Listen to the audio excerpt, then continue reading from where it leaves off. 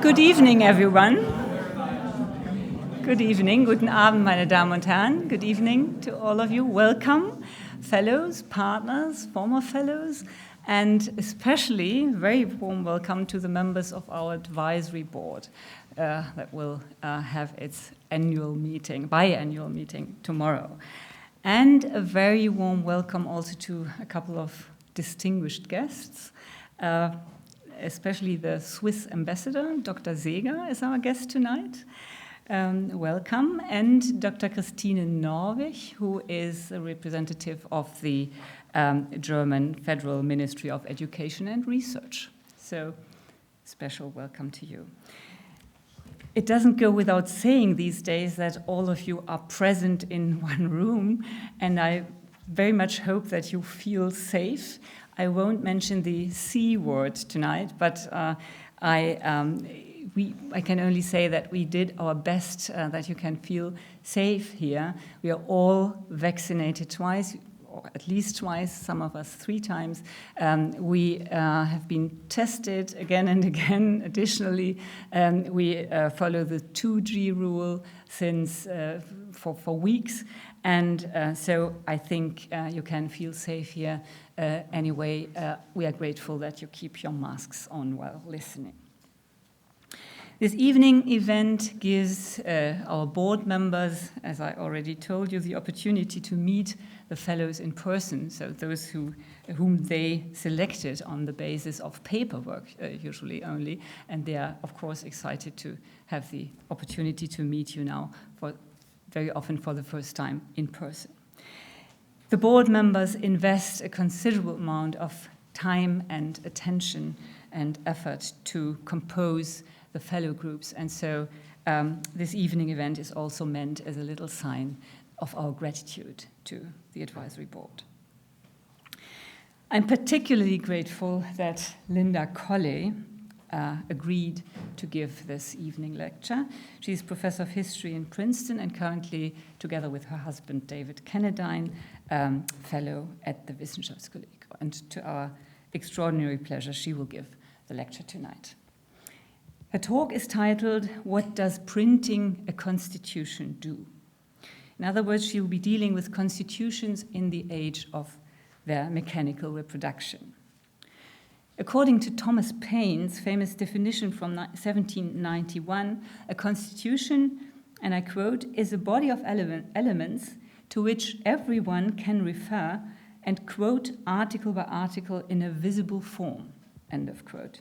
And obviously this presupposes that there is a constitutional text and that it's generally accessible, and that means that it's printed.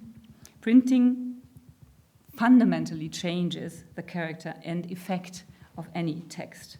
They become infinitely reproducible, standardizable, generally accessible, transmittable, and so on. And printing the Constitution meant that everyone was enabled to possess it, take it home, and read it, just like, till then, only the Bible was read. And we know that printing the Bible transformed the entire religious culture in Europe. So it's a fascinating question to ask how printing the Constitution transformed the political and legal culture on a global level. Now, to introduce Linda Colley briefly is a challenge because there's so much to be said. Anyway, I'll confine myself to very, very few words so as not to shorten her speaking time more than absolutely necessary. English by origin, she earned her Ph.D. in Cambridge. Further stations of her professional life were professorships at Yale University, at the London School of Economics, and since 2003, Princeton University, where she holds the Shelby M.C. Davis Chair of History. Since 2018, she's also long-term fellow at the Swedish College for Advanced Study in Uppsala, which is a partner institute of ours. It is no exaggeration to say that her works on British history, imperial history, global history, and their mutual entanglement have transformed the field. Linda Colley's books, all of them published in various editions, translations, and amazingly well written, have followed a remarkably consistent path, starting out with a history of the Tory party in the 18th century. She expanded her research subjects step by step, from British nation building to British imperialist expansion, and finally to a general history of the making of global modernity. And from the very beginning, she had a clear eye for the global embeddedness of national history. Linda takes the political responsibility of historians seriously.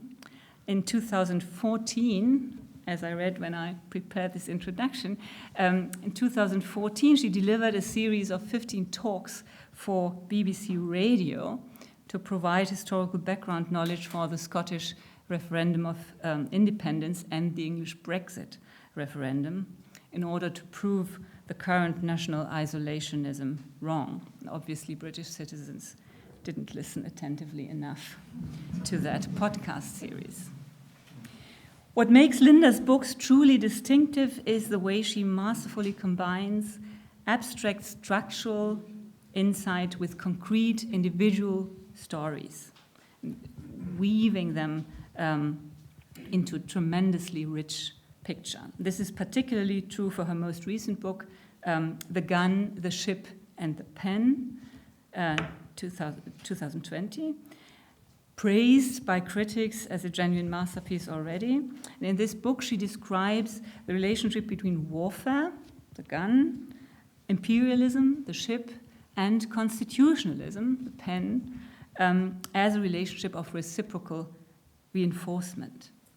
Each chapter begins with a significant individual story at an individual place, Corsica, St. Petersburg, Philadelphia, Hawaii, Tunis, Tokyo, etc., and thus making perceptible in an intriguing way what global entanglement really means. Maybe even more fascinating to read is an earlier monograph titled The Ordeal of Elizabeth Marsh, one of the, according to the New York Times, best books of the year 2007. It's a book on a protagonist, an half English, half Jamaican woman who traveled around the world, from England to Africa to India to America, captured by pirates, sold to the Sultan of Morocco, member of a smuggling gang, getting rich through land speculation in Florida, and so on. And Linda takes this amazing life story of that woman as a microhistorical key to show how these world regions were intertwined in the 18th century.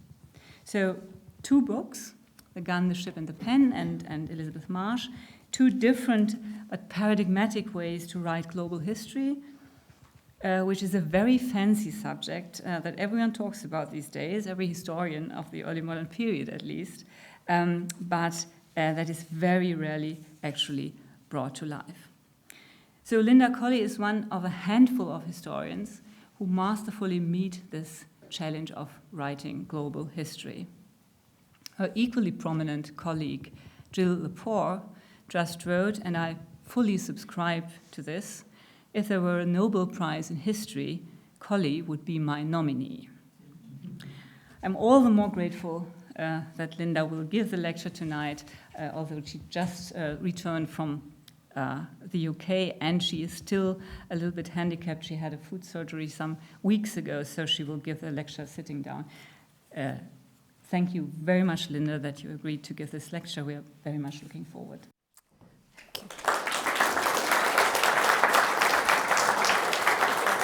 No,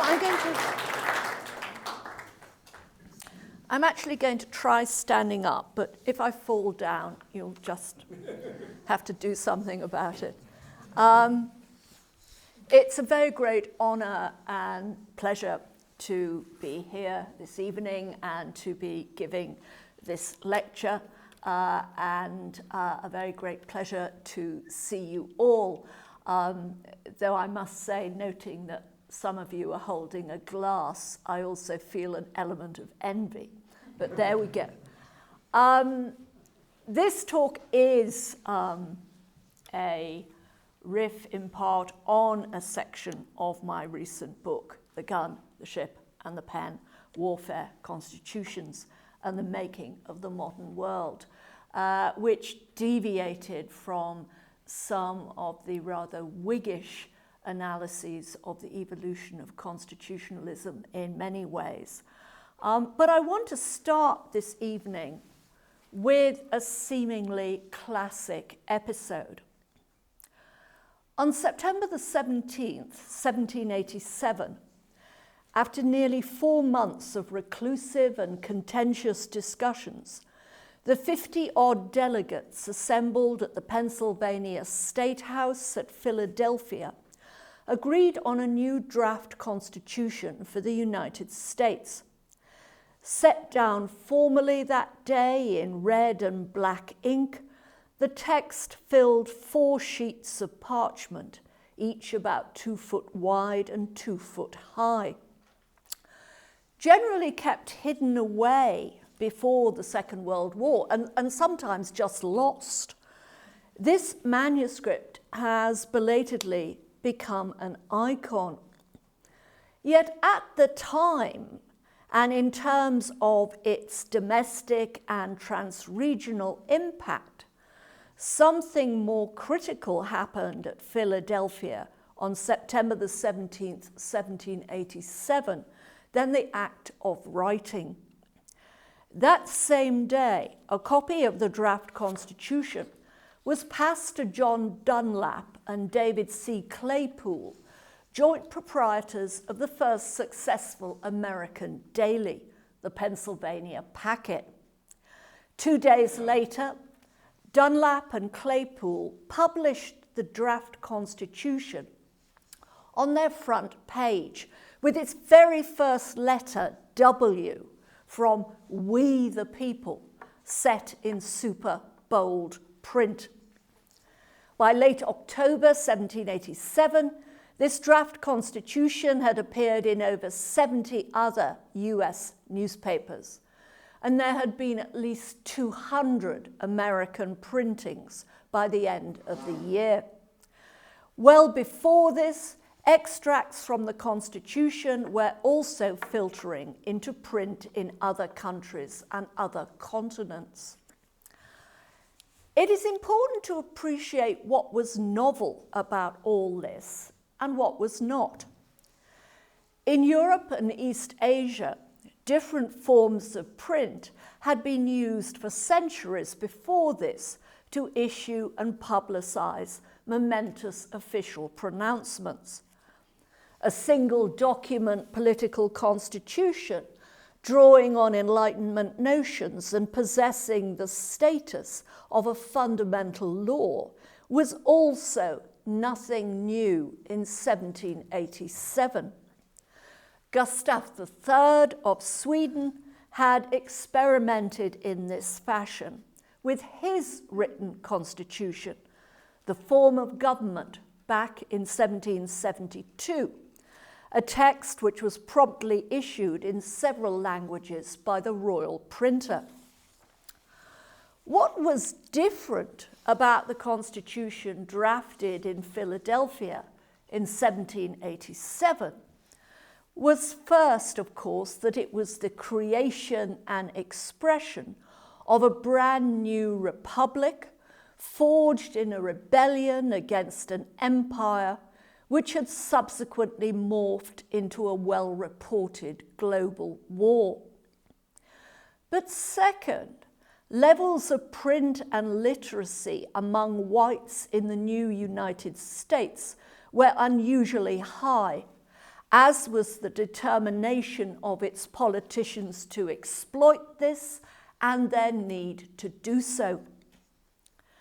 The final article of the draft US Constitution stipulated that it needed the approval of at least 9 of the then 13 American states. And as is now well established, this level of approval proved a close-run thing in fact. This and other pressures at home helped to account for the rapid publication of the Constitution in America's own newspaper press, which had doubled in size between 1760 and 1775 and would double again by 1790. But in addition, and as had been the case during the Revolutionary War, American leaders were also eager to publicize their new constitution abroad. From the autumn of 1787, American diplomats and consuls arriving in foreign capitals would routinely distribute copies of the new constitution to local rulers and other major players. Copies of the text were also systematically enfolded into American diplomatic correspondence. The thinking behind these early official efforts was that powerful and wealthy players in select foreign spaces would be at once impressed by the provisions of the new constitution and persuaded by them that the US now possessed an effectual central government. Propagating this fact via print would, it was hoped, help deter armed invasions of the new republic from abroad, something that was massively worried about for much longer than we tend to think. It was also hoped that such propagation of these texts would reassure and entice overseas merchants and potential investors. Such officially sponsored distributions of the American Constitution overseas were supplemented by coverage in foreign-based commercial media, a circumstance aided by the old and close links between American printers and publishers on the one hand and their counterparts in Ireland and Britain on the other. The text of the draft American Constitution was published in London newspapers just 5 weeks, for instance, after its first appearance in the Pennsylvania Packet.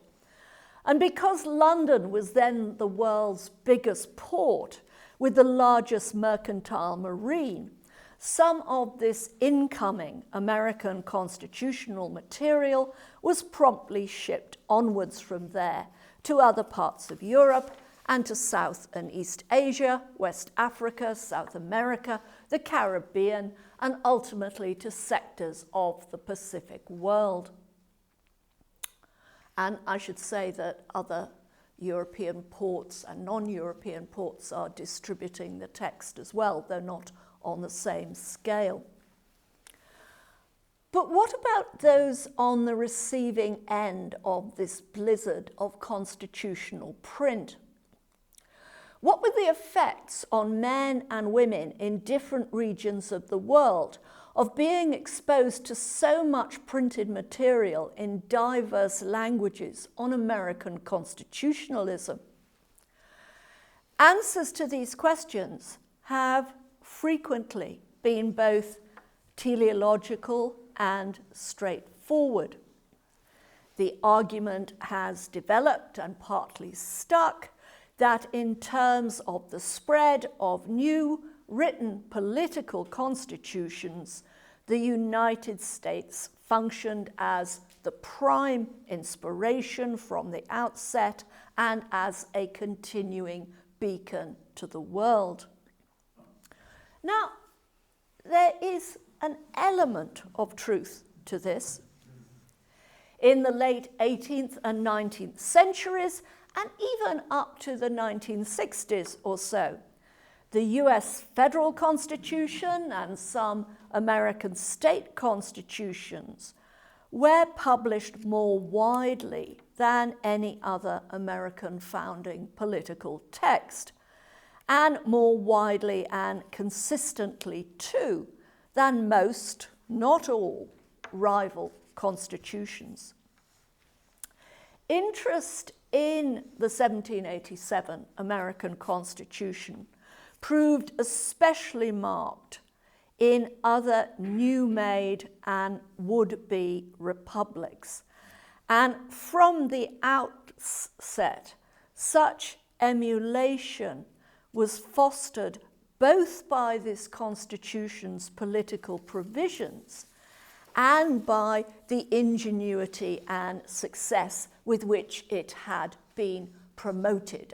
And this is very important. The Americans market not just a document, but also a technique of distribution, and this point is noted. One sees this precociously in South America, in the onset of the new revolutions there in the early 19th century. The authors of Chile's first provisional constitution in 1818, for instance, promptly took pains to have this document ratified in the American fashion, stipulating that once the draft is printed, it will be published by order in all of the cities, villages, and towns of the state. Other South American activists appropriated a tactic which had been deployed after 1776 by Benjamin Franklin, as well as by American agents after 1787. They compiled portfolios of their prime constitutional documents and then dispatched these bound volumes overseas in a bid to sway and shape foreign opinion and entice future investments, alliances, and loans. This was what activists in Venezuela did in 1811, after it became the first South American territory to declare independence from Spain. Together with other revolutionary texts, a copy of the new Venezuelan Constitution, drafted in Caracas, was promptly shipped to London. Here, bound editions were published in 1812, with Spanish and English language versions made available on alternate pages, ready to be dispatched to multiple locations overseas. Substantial and sometimes moving, this Venezuelan portfolio is still worth examining, I think, because it reveals so much. It demonstrates, to begin with, the extent to which these particular South American activists, working under immense military and political pressures, chose to borrow from the United States in terms both of some of their language and their institution making. After invoking God, which is not an emulation of the United States, be it noted, this Venezuelan Constitution begins, "We the people of the states of Venezuela." It goes on as well to provide for a federal republic and for a House of Representatives and a Senate whose members, as in the United States Congress, will need to be over 25 and over 30 years old, respectively. These Venezuelan revolutionaries also recognized, as Americans had so conspicuously done earlier, that printing a constitution could be a valuable tactic by which a newly formed and precarious polity might promote and define itself in multiple foreign spaces. As the compilers of this portfolio declared, without the print export of their constitution, Venezuelans could not have solemnly declared their intention to the world. And while they apologize for any typographical errors due to the hurry of publication, looking at this portfolio makes clear that its makers actually devoted careful thought to its design.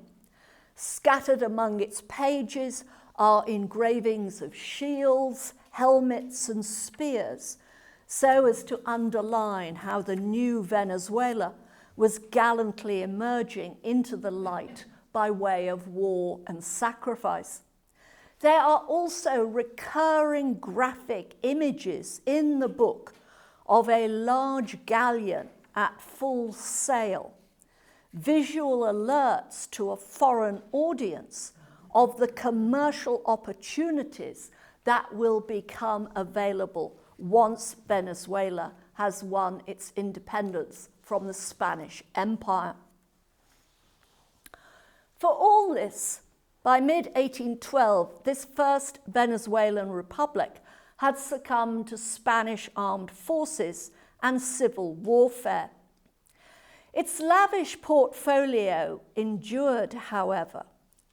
Part of what was fast becoming a rapidly expanding print archive of different countries' constitutional plans and projects. And this fact serves to underline a much broader and important point.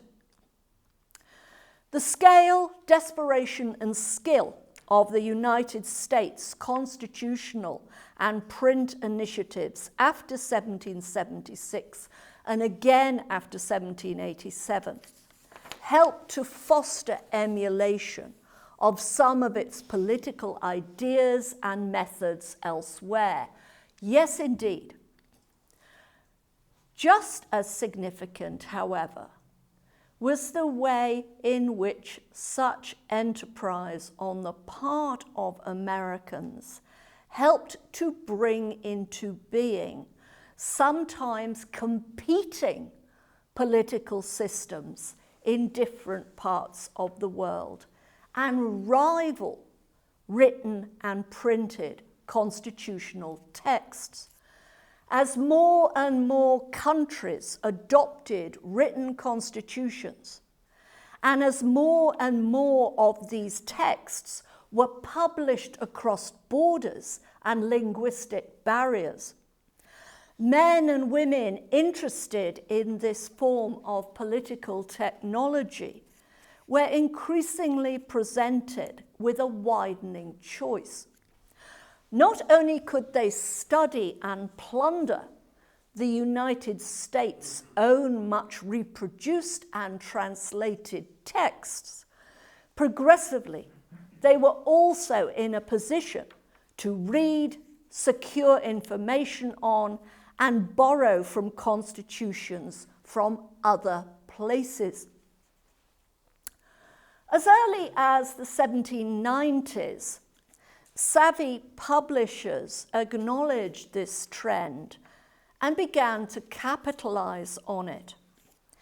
Instead of only publishing the texts of single constitutions, they began to issue omnibus collections of constitutions produced by multiple countries.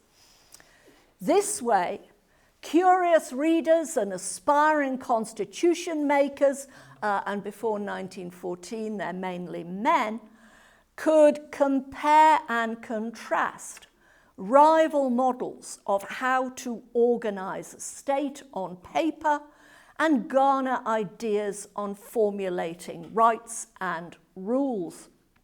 By the early 20th century, indeed, some emerging states were themselves sponsoring and publishing such omnibus collections of multiple constitutions. This was what happened in 1922 in the new Irish Free State, precariously established after 6 years of civil warfare and fighting against the British. The Free State government in Dublin issued a hefty volume, and I do mean hefty, entitled Select Constitutions of the World, with the text of its own 1922 Irish Constitution printed prominently in first place. This contained as well the texts of 18 other countries' current constitutions. Like the United States' busy promotion of its constitutional texts abroad, this print initiative on the part of Dublin in 1922 was an act of deliberate official calculation. By printing their own, still insecure constitution in this book, side by side with other more established constitutions, and then dispatching copies of this omnibus volume to foreign capitals, Irish Free State politicians were in effect proclaiming that their brand new polity was fully on a par with other independent nations of the world. I suspect, too, that they were being somewhat snide. They made it clear that written constitutions and printed constitutions were the form now of political modernity. But of course, the UK, what remained of it, the polity they had left, did not have a written and printed constitution. The implication was, therefore, it was not part of the modern world. Increasingly emerging after 1787 then, though prefigured in part before that time, was a new form of knowledge distribution. Courtesy of fast multiplying print, new political constitutions were being put into wide and rapid circulation in ways that would not have been imaginable earlier. And once you get steam trains and steamships, this acquires even more momentum. This in turn resulted in a changing politics of extraction, appropriation, comparison, and selection. Those engaged in drafting new constitutions, along with private individuals wanting to imagine one, were increasingly in a position of being able to play pick and mix, as it were. They could study and select between ideas, institutions, and laws set out in an expanding print array of different countries' constitutions. They could then meld and combine these borrowings with their own indigenous ideas, aspirations, and legal and political conventions. As the global historian William McNeill once remarked, it is always easier to borrow somewhat than entirely to invent. And that is what happens with constitutions. And long before sophisticated computer analysis became possible, such mixing and melding had been recognized and documented. A late 19th century Swedish jurist, for instance, made a careful analysis of the 1814 Norwegian Constitution. He was able to identify influences in it, and in some cases verbatim translations from the French revolutionary constitutions of 1791, 93, and 94, the American Federal Constitution and several state constitutions, the Polish Constitution of 1791, the Batavian, that is Dutch Constitution of 1798, the Swedish of 1809, and the Spanish of 1812, and so on. In addition to rifling and appropriating from these different printed foreign sources, plus position papers drawn up by local intellectuals, clerics, and royal officials, Norwegian delegates in 1814 also drew on published British political writings for ideas about constructing a constitutional monarchy in their own country. In other words, what these men hammered out and committed to paper in 1814 was emphatically not a piece of unadulterated domestic invention. But neither was it derived in the main from the United States Constitution, nor from any other single foreign source. Instead, and like most constitutions, Norway's 1814 constitution resembles rather a patchwork quilt. It was a brand new creation, but it was put together in part from a multitude of different older materials originating elsewhere. And I should say this starts very early, this way of working. Americanists believed that the opening famous words of their constitution, "We the people," were taken from an earlier Massachusetts state constitution. I suspect, in fact, the origin is a European text, but I haven't broken this to them. As well as catering to official constitution makers in this fashion, the ever-widening print archive of these texts could lend itself to exploitation and reinterpretation by dissident and opposition groupings. Take the way in which the Plan de Iguala of February 1821 was disseminated and repurposed by different groupings contending against modes of empire and exclusion.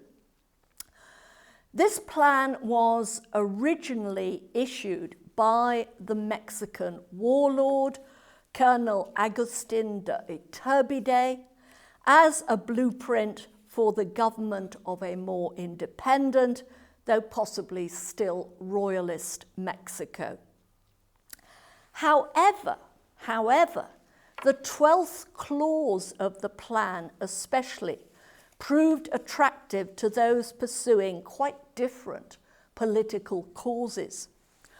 All the inhabitants of New Spain, without any distinction between Europeans, Africans, or Indians, are citizens of this monarchy and have access to all employments according to their merit and virtues.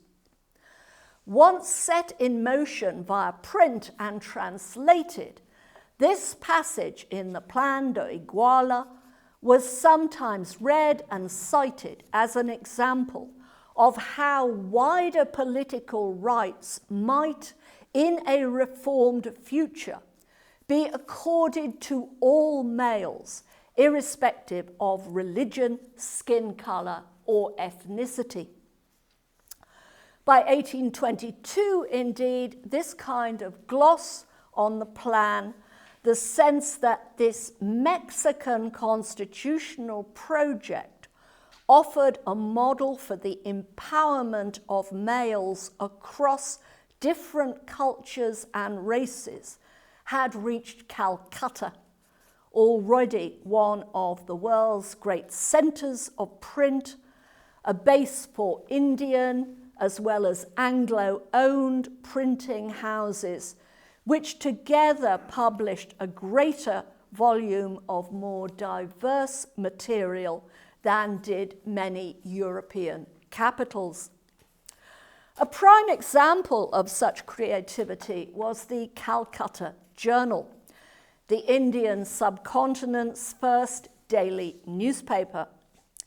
Flourishing erratically between 1818 and its final suppression in 1823, the paper was the joint work of two very different transgressors of borders, an entirely self-made Englishman named James Silk Buckingham and Ramahan Roy, a high-status Kulin Brahmin from Bengal.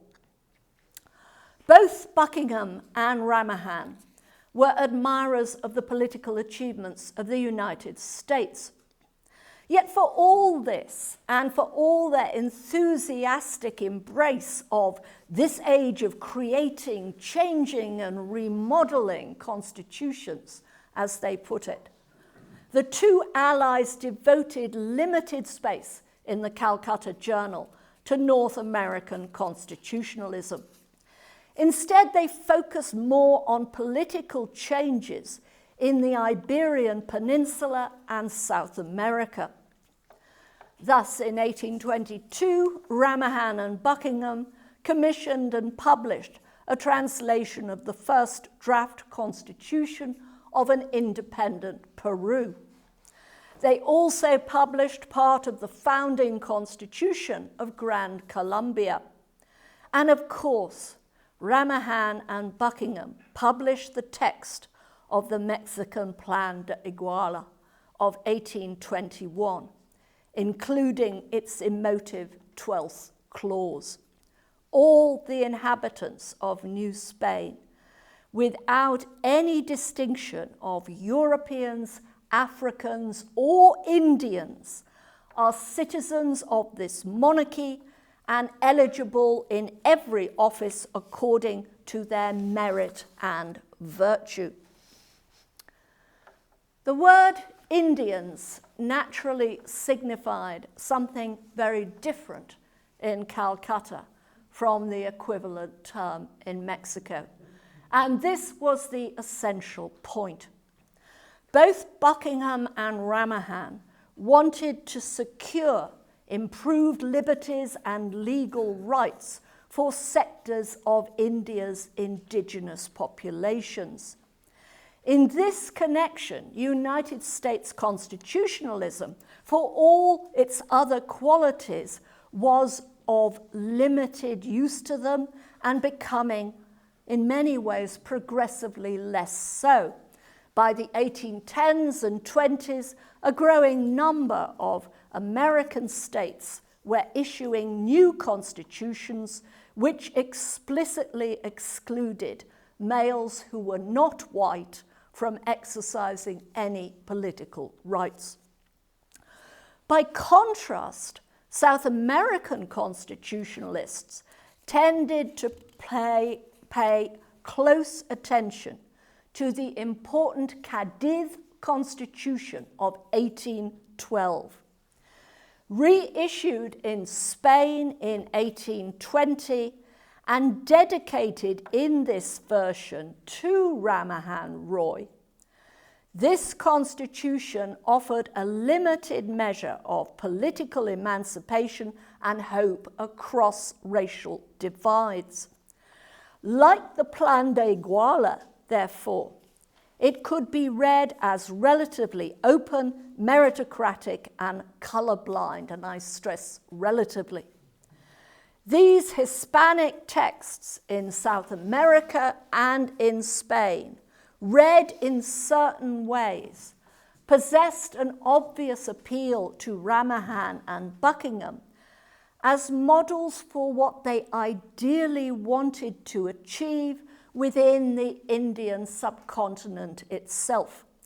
Not an end to rule by the British East India Company, since this seemed beyond possibility at this stage, but rather reforms in the company's government and legal practices, and an altered British Empire in which, without any distinction of Europeans or Indians, all male groupings might be treated according to their merit and virtues.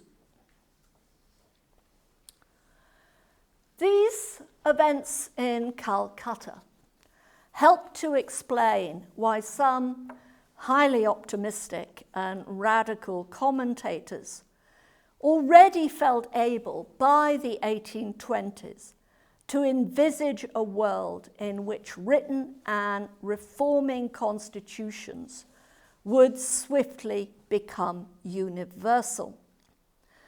That this could happen so early was, I think, suggestive, but also, of course, wildly premature.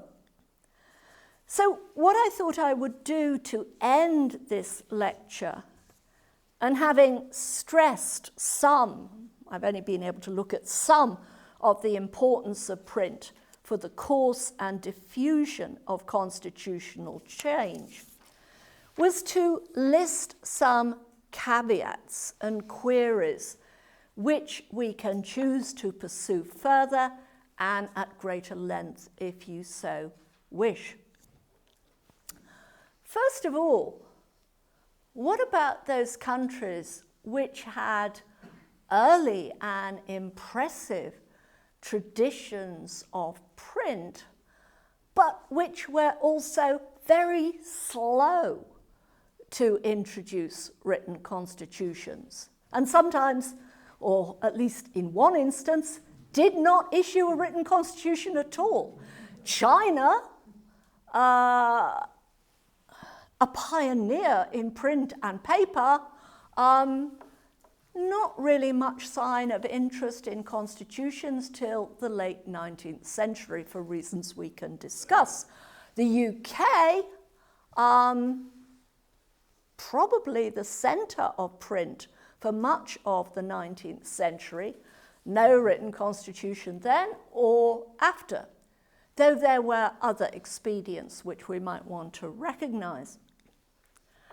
And what about the impact of this kind of advancing political technology on peoples without a written language? What did it do to them? What indeed did it do for Islamic societies, which often possessed advanced networks for the production and exchange of manuscript writings and information, but which for a long time also possessed only limited print machinery? Now, this is a really contentious point, but it does strike me how often Muslim constitutional activists, as the 19th century advance, themselves make reference to this point. And understandably so. If one looks, for instance, at the Tunisian Constitution of 1861, which is generally regarded as the first modern constitution in an Islamic polity, one of the things its makers want to do is to issue printed translations of this constitution so that the very large Jewish population in Tunis can read and understand it. But they have no appropriate typeface. And to do these translations for Tunisian Jews, they have to bring in new typeface from the West. And this seems to me an interesting point. Third point I want to make is that up to 1914, most of the very populous powers in the world were not nations, of course, they were empires. Empires which often, though not always, however, exploited written constitutions as a political tool. The notion that the advance of written constitutions goes hand in hand with burgeoning nationalism is a partial interpretation. In fact, as arguably residually even now, empires often used written constitutions. Certainly the overland and ultimately overseas empire of the United States does exactly this.